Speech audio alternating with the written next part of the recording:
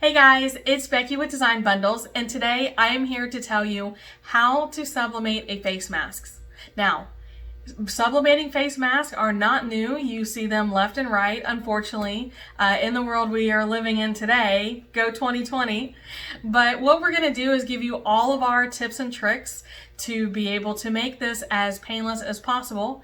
And, maybe even if you don't do sublimation, you can order some sublimation prints, and we have all the tips you need to really have a successful face mask experience. So let's go ahead and get started. Okay, so here we are once again in Silhouette Studio. Now these concepts will apply the same regardless of what designing software you're using, but Silhouette Studio is what I use for printing. Now I purchased this file from designbundles.net and I have imported it into my software. Let's go ahead and talk about sizing. So I measured my mask. I have a little tape measure and I measured it to be exactly, 4 inches high and 6.25 inches wide. Now, when I talk about measuring, and I'll show you guys whenever we switch over to the mask view, I'm measuring the inside dimensions. I'm not trying to do a full face mask bleed. Okay, so that'll make a little bit more sense, but this template works really great because it's curved just like my face mask is, so it should work really well to fit inside of my sublimation face mask. Now when it's time for printing, I did change my page setup.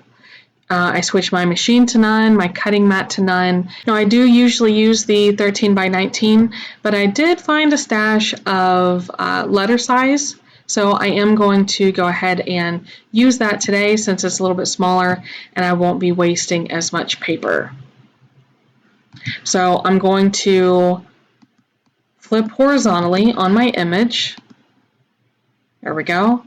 And now I'm just going to send over to my printer. Now here's another thing let's go ahead and talk about. You want to make sure you turn on your show print border so that whenever you go over to print, I'm going to, let's see, where's my Epson? There we go. I'm going to go to preferences and I'm going to leave it at letter size, but I'm going to change my paper type to premium presentation paper matte. Okay. And I'm going to hit apply and cancel, and I just want to double check that print area. This gray box is my print area, okay? So anything within that print area should print just fine. I can move this up into the corner because I can save this bottom half of the paper. So let's go ahead and send this over to the printer. I do just need one copy, not 20. There we go. And then we will reconvene over there in our workspace with our Cricut Easy Press and our mask. All right, so we have a couple things. This is our sublimation print. This is our sublimation mask. We have a couple sheets of butcher paper. And then we have our adhesive spray. The adhesive spray is going to hold our print in place. And we're going to go ahead and trim closely around our print so that it's easier to line up on our mask.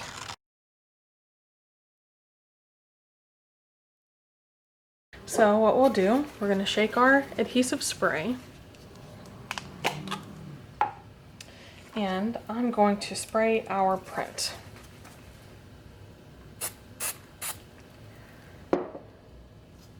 Now I'm going to set the print to the side and start the pressing process. The first thing I'm going to do is you need to identify the front and the back. So I'm going to line up and smooth out the front of my mask. Go ahead and cover it up, and I have my Cricut Easy Press. It's heated up to 400 degrees. I'm also, before I forget, going to go ahead and put this little pressing pillow underneath. A pressing pillow is really important so that you get even pressure as much as you can around the seams.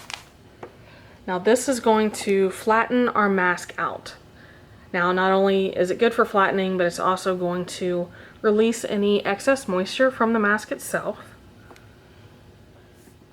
Alright, so the mask stuck to the bottom of my press, but that's okay. We have a nice flat mask. Now remember, I put my adhesive spray on my print, and I'm going to line it up print side down and try to get it as even and centered as I can in my mask.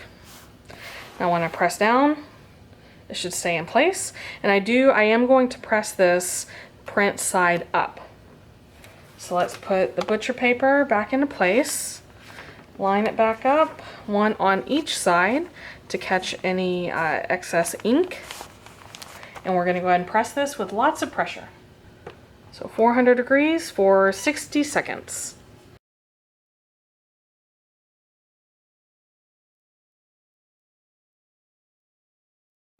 Okay, so our butcher paper came off, that's fine. What we want to do is very carefully pull back our print. And there we go. So I don't know about you, but I am very happy with how this turned out. I think we got really bright, vibrant colors, and it looks like our white fits right around the frame of our design. So, is my face mask awesome or what? Now, of course, this is totally going in my personal arsenal. All right, there we go. Got that awesome face mask. And that way when people get too close, I can tell them, hey, 6 feet, please, 6 feet. So it was a pretty painless process. I really hope you guys learned a thing or two, because that's obviously what we're here for. And if you have any questions or comments, or you just want to say hi, make sure you leave that down in the comment area, and also subscribe to the channel, because we have a lot more fun for you planned right around the corner. So thanks for joining me today, and we will see you next time.